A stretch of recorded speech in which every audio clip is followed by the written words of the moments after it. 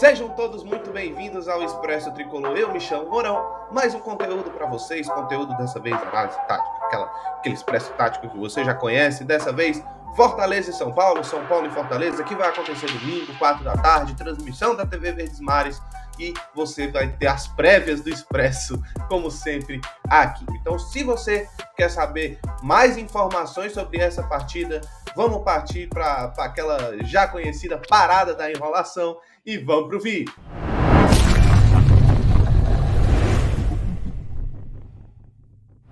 Vamos lá. Fortaleza e São Paulo se enfrentam por mais uma rodada do Campeonato Brasileiro e dessa vez a situação, meu amigo, deu uma melhorada considerável quando a gente olha para a tabela. E a gente já pode dizer que Fortaleza e São Paulo vai significar um confronto direto quando a gente olha para a tabela. Direto por quê, Mourão? Porque Fortaleza hoje é o 13º colocado com 27 pontos e 7 vitórias.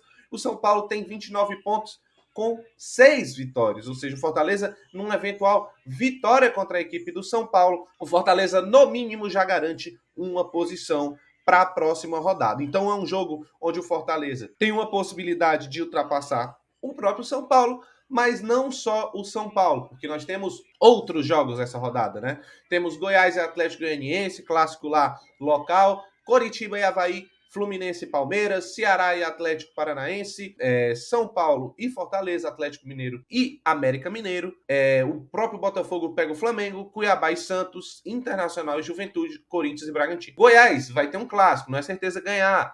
Se a gente olhar para a tabela, a diferença para o Fortaleza também são os mesmos 2 pontos. Caso o Goiás empate, o Fortaleza tem saldo de gol melhor no eventual vitória, também ganharia a posição do Goiás. Essas são as duas posições em jogo. Fortaleza não pode passar o Bragantino, o América Mineiro nesta rodada, mas ele pode encostar, né? O Bragantino pega, inclusive, o Corinthians fora de casa, que é um jogo complicado demais para o próprio Bragantino. Lá dentro dos domínios do Corinthians, ele sempre é mais forte. E, por último, não menos importante, o América Mineiro, como a gente citou, né? Ele também pega o Atlético Mineiro, que passa por uma crise complicada, mas tem nesse jogo uma oportunidade também de se recuperar. Então, a eventual vitória pode deixar o Fortaleza a 1 ponto da 9ª colocação. E é muito importante a gente sempre começar por esse sentido, para que vocês entendam a situação. Outra coisa que é bastante importante é que o Rogério Ceni vem falando bastante nos bastidores do jogo contra o Fortaleza, que o foco do São Paulo vai ser a Sul-Americana, que vão acontecer os confrontos nos próximos 2 meios de semana. Isso tem tudo para indicar que o São Paulo provavelmente irá com um time que não é 100% titular contra o Fortaleza. Algumas mudanças podem acontecer. Então a gente vai tentar entender como esse eventual São Paulo pode enfrentar o Fortaleza e como o Fortaleza pode entender esse jogo e tentar sair, vamos dizer, sobressair contra o São Paulo, porque aí a gente vai trazer um jogo contra o Botafogo em casa, que também é acessível, e assim a gente pode galgar uma presença pela primeira vez nesse campeonato entre os 10 primeiros. Mas para isso acontecer, primeiro a gente tem que ganhar do São Paulo, e o jogo passa muito por essa leitura aqui que a gente vai ter. Acho que o Fortaleza, vou começar pelo Fortaleza, até porque eu acredito que como o São Paulo vai usar um encaixe mais reserva dessa vez, acho que eles vão tentar se adaptar muito ao esquema do Fortaleza de jogar essa nova cara do 4-4-2 que o Fortaleza vem usando. Então o São Paulo provavelmente deve vir ali com o Jandrei, Rafinha, Léo, Ferrarese e o Wellington na lateral esquerda, Gabriel Neves, Nestor, Nicão e Patrick, e no ataque Marcos, Guilherme e Luciano. Claro que podem ainda assim, eu coloquei aqui 3 mudanças, 4 mudanças ali do time que é naturalmente titular, mas podem haver mais mudanças ainda, tá? O São Paulo pode abdicar e colocar mais garotos em campo, colocar mais pessoas vindo do banco. Por que eu imagino que o São Paulo venha nessa organização do 4-4-2? Fortaleza é um time que vem se impondo bastante suas partidas, principalmente na forma de jogar do meio campo. Meio campo muito pegador e que preza muito a bola longa. Então o São Paulo precisa ter um cuidado, principalmente nas laterais. Ele precisa reforçar essas entradas do Moisés ou até essas escapadas de movimentação, quando o Robson abre, o Galhardo aparece dentro da área. Então o São Paulo provavelmente vai fazer um esquema para parar, para evitar com que essa bola longa do Fortaleza funcione.